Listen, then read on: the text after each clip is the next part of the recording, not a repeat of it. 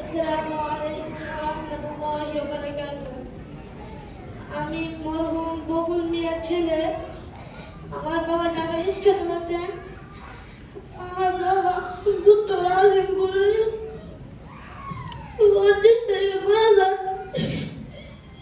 আমার বাবা খুব আদর করতেন। তিনি খুব আদর করতেন। আমি যখন সকালে রাস্তাঘাট আসতাম বাজারের দিকে, আমার বাবা বলতো, আমার বাবা আসছে, তাকে 10টা টাকা দাও, তিনি রাস্তা খাবেন। পরে আমি 10টা টাকার রাস্তা খেয়ে পাশে আসি। আমার বাবা বলে, বাবা তুমি রাস্তা খেয়েছো? আমি বলছি রাস্তা খেয়েছি।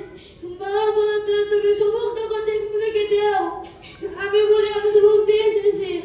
বাবা বলে, বাবা তুমি বলে বলে বলো, আমার বসে কোনো হাফেজ টাফেজ নাই, তার জন্য তোমাকে আমি মাদ্রাসায় ভর্তি করে দিয়েছি, তুমি আমাকে জানাজা করে দিন মাটি দিতে পারো।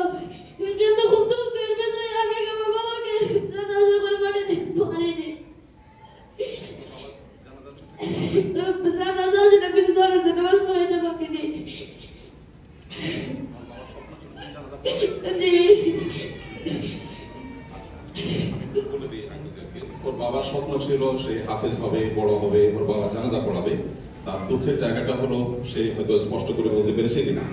সে বলছে যে আমি আমার বাবার জানাজা পড়াতে পারিনি, এই দুঃখটা আমার রয়ে গেল।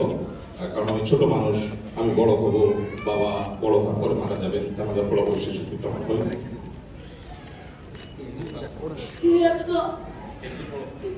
কয়বার হেফজ করেছো? 2 বার।